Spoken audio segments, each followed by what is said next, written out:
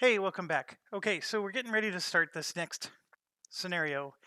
And just in, like, if you get confused, because this is the error scenario one, it's the same identical map as Braun scenario four, except the map is supposed to be inverted.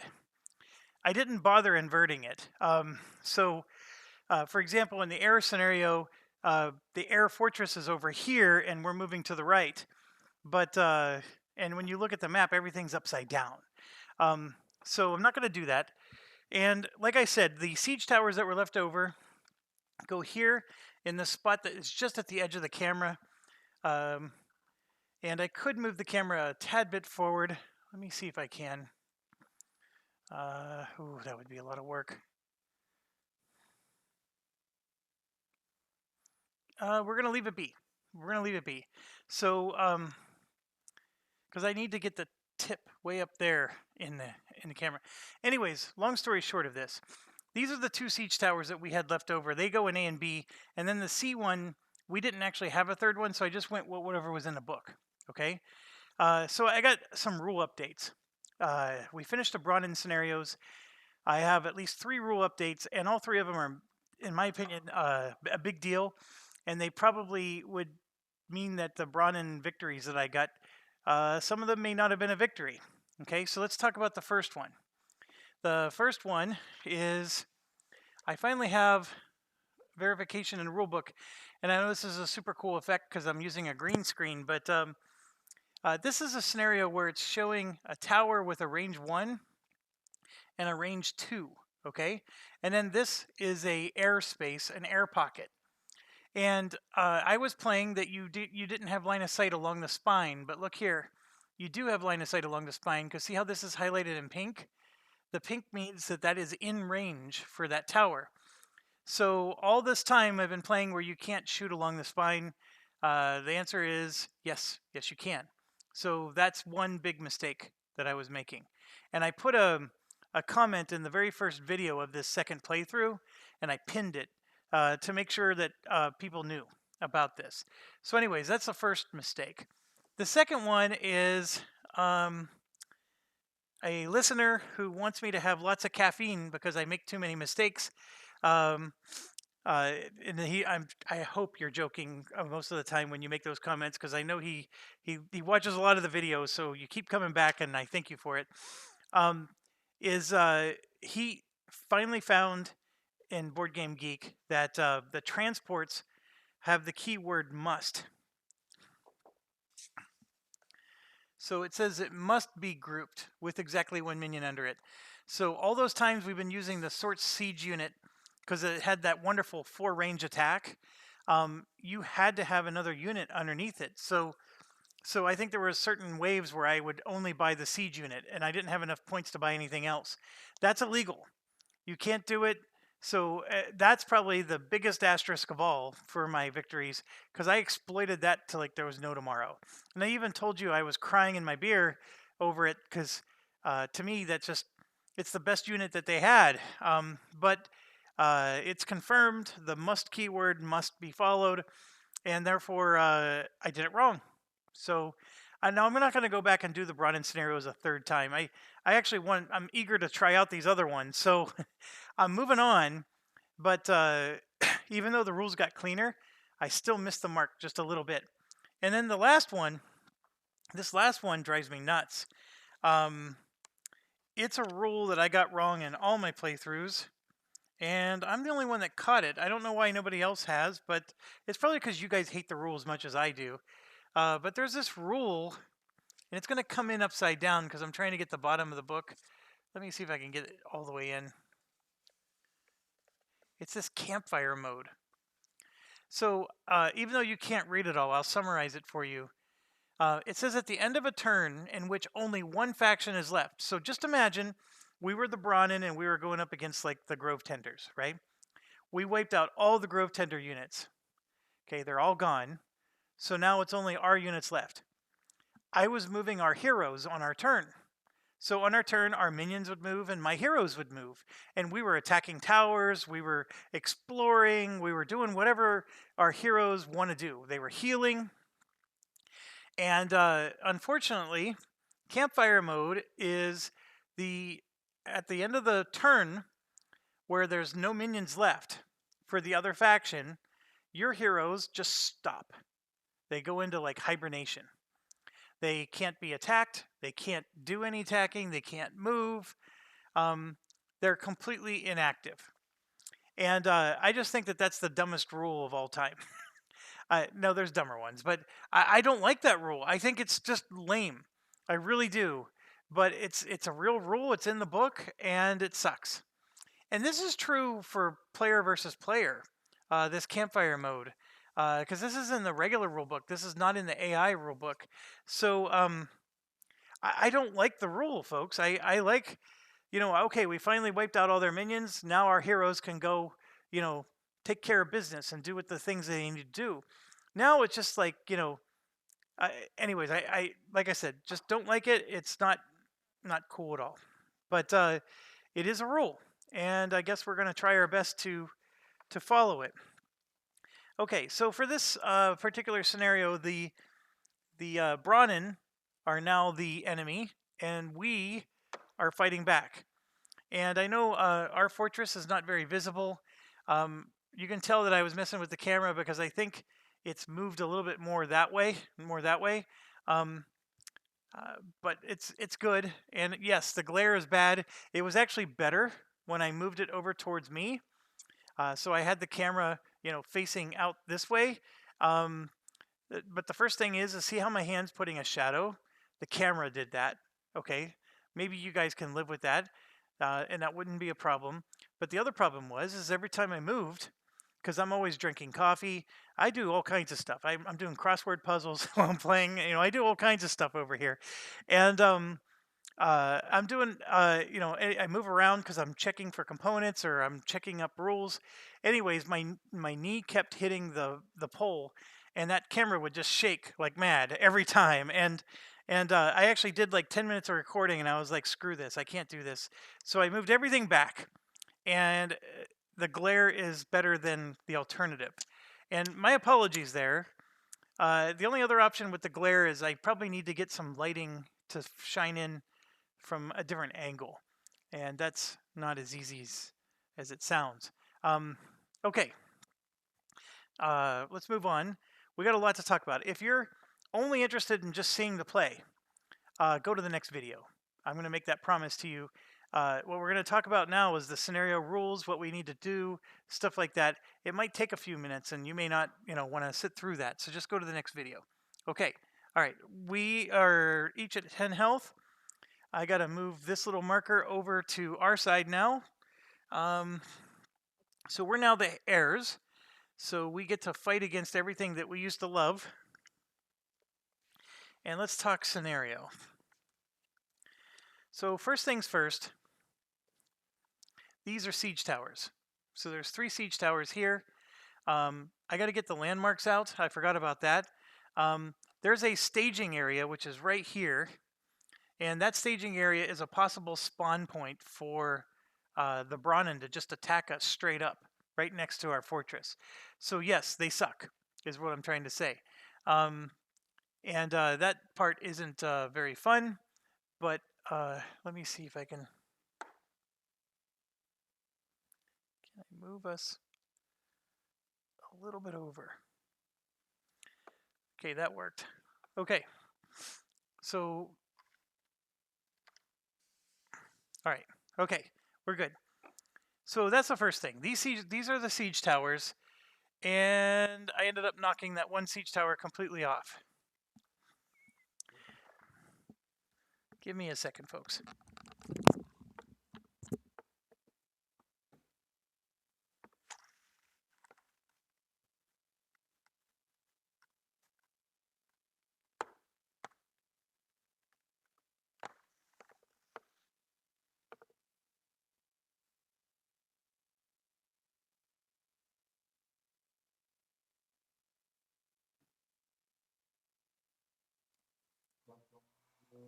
One more second.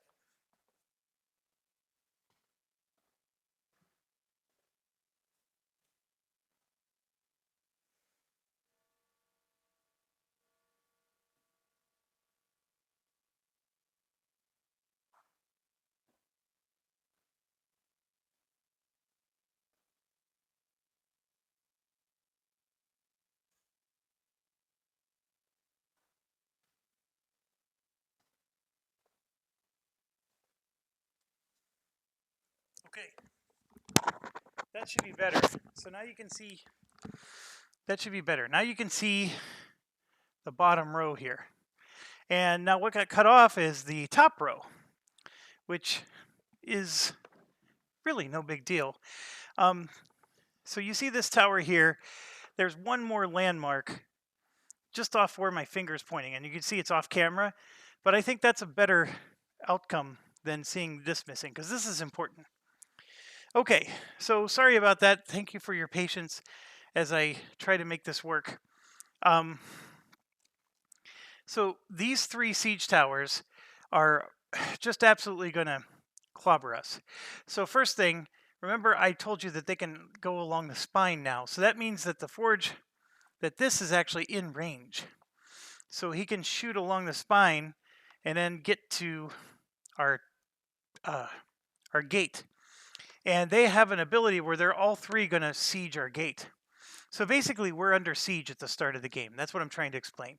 And our top priority is to take out these siege towers. Okay, these lance launcher towers are uber upgraded with tons of fortifications, and they're along the way. And there's 1, 2 of them, and these, of course, are anti-air.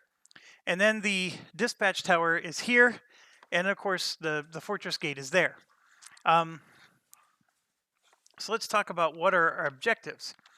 And this is one of those cutesy scenarios I don't appreciate, but we're going to try it. So the first objective is not so bad. We have to have an air spire of our own constructed at each aisle at the same time. So, so this is an aisle. That's an aisle. Whoops, and that one. I didn't mean to knock everything down. Now I got to look that one up. Dang it. So that one's E. F-A-R-A-F-F. F-A-R-A-F-F. Got it, perfect. Okay, so getting back to this.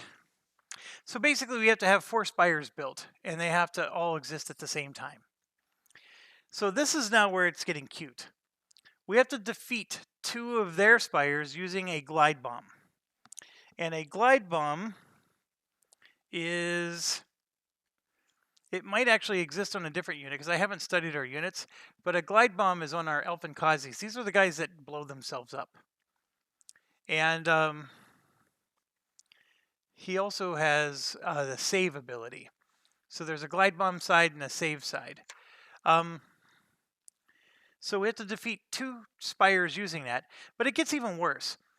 Further down, each time a spire is defeated using a glide bomb, the Elfin Kazi that was used is removed from play. So we only have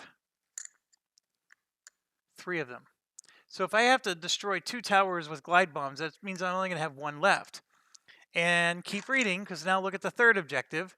I have to defeat their gate using a glide bomb.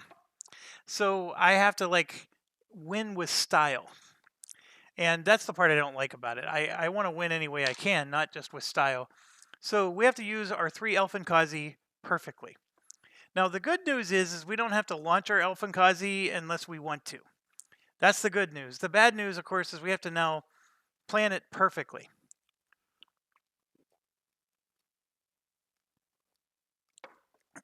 Okay.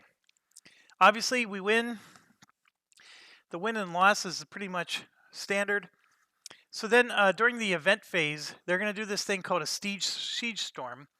And what that is all of their siege spires are going to immediately attack our fortress.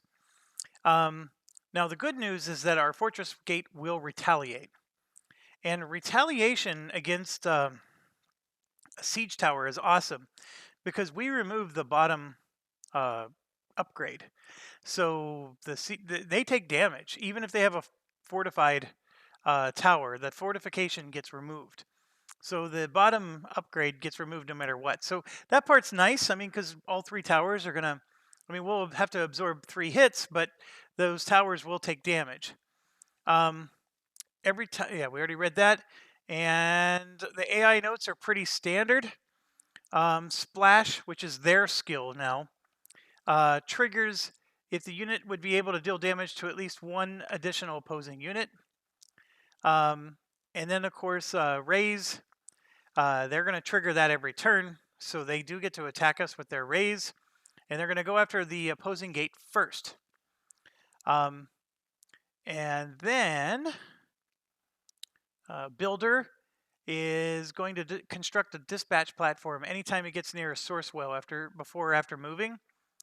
And then Air Defense, of course, is the same as before. So the event die, like I was saying, some of the events are just simply Siege Storm and then roll the die. Okay, and then if we roll a 1 or 2, it's a Siege Storm a second time. So destroying those siege towers is going to be huge because we can pretty much avoid all kinds of stuff. Now, this is where I was talking about the staging. So a Battleborn will stage upgraded, and then if a second one is ever staged there, both will deploy at the staging area, which is practically right next to our fortress. Okay, this number 6 here is everybody. All staged Battleborns are just ungrouped during the onslaught phase and add 1 range upgrade to the bottom of each siege tower. So that's just like nastiness all around. Okay, we don't want to roll 6. All right, so that's our situation, and you can see the event is like we're going to do a siege storm and then we roll the event die, which could be another siege storm, like I was talking about. All right, we're going to get 3 source all across the board. Until wave 4 and 5, we're going to get 5 source. Okay, they are building all kinds of stuff along the way, so they're going to definitely give us some trouble. And then we're going to be getting CP, which is at a different rate than we did the first time around. And of course, now we're going up against their stuff. So it's definitely interesting because we know what their units do very well. I don't necessarily know what our units do very well. I have a small inkling, of course, but not very great.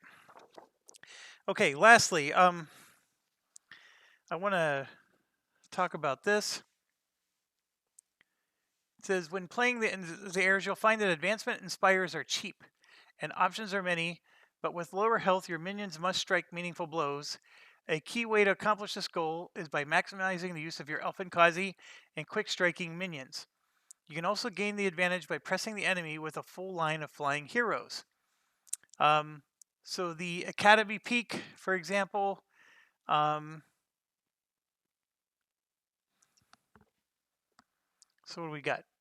We're here. The Regal Lookout and Minaret Spires are not available until we get that. Master Training, faction minions may be promoted when they defeat a unit or spire. So they have to defeat something, but if they do, they get promoted. The nice thing about a promotion is they heal. Savvy Negotiator. During the prep phase, you may sell 1 market purchase back to the market to gain 4 source. It's okay. After your turn during the market phase, you may choose 2 options to flip over. These options cannot be chosen for the remainder of the market phase. Okay, that's only good in multiplayer. On your turn during the market phase, you may spend 2 source to draw and keep the top chip on the market stack. This does not count as your market purchase. So if we have extra source, we could take a gamble and just take whatever's on the top for 2 source. That's not a bad deal. That's actually really good. I just don't know if it's, the 2 things you got to do to get to it is pretty expensive. The stables, we know that this increases the health of the Harriers. Here, once per wave, when your last minion is eliminated, you may immediately spend 2 source to put a Joust into play. Place the Joust on the closest path hex to your mark that is adjacent to an air spire. Oh, I like that one. And then this Joust die thing is also nice. I like that as well. So this stables thing is a good one. I like it. The Kazi Roost. High-rise, refuge, and minaret spires gain the talent to roost. Okay, what does roost mean? Sorry, my dog has decided it is time to play. All right, to roost.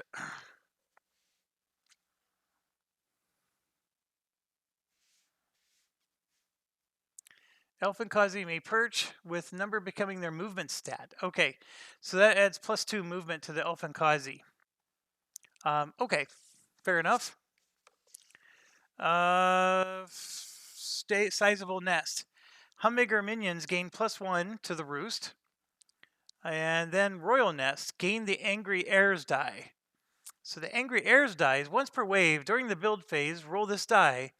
You may apply the result to the Air Fortress Spire until the end of the wave. So you can get +1 root and +1. So that would be the Fortress Spire. So I can put an elfin, basically, on the fortress. Okay, Airstrip. When deploying from the fortress, units with the talent Flying may spend their movement to fly to a hex adjacent to an air spire on an adjacent isle. Okay. Air Current Transporter. When deploying from the fortress, units with talent Flying may spend their movement to fly to a hex adjacent. Okay. So those are basically just two ways to, leave quicker. Then we got the Sanctuary. We get a command die. Once per wave during the prep phase, roll this die. You may increase your CP. Oh, I love that one. Gate repair once per wave on your turn. You may spend 2 source in order for your fortress gate to recover 1 health. I like that. Immediately construct up to 2 minaret spires. Okay, that's good for defense. Okay, I think we did enough looking at that. The hero that costs 0 is Darb. Or is it Jelena Nestor? It's Darb. So this is the hero that we get to start the game with. Darb's a flying hero, which is good. Only does 1 damage, has 1 pip. Okay, and then once it upgrades, it has dodge and 1 pip. And dodge is when damage from an attack or retaliation would defeat the unit. Ignore it entirely and do not retaliate, but it flips back to its basic side. So Darb sort of has like a life meter, can stay alive a little bit longer. I think we know what a lot of these do. We know what the Joust and the Harrier does, the Hummingbird. We're pretty good with this because we've faced these troops a lot. It was really just the fortress upgrades that I wasn't so sure about. Okay, so with that said, let's get ready to rumble. I promised everybody that I would move to the next video, so I'm going to do exactly that. So thanks for watching, stay awesome, and we're going to go ahead and play the next video in 2 seconds.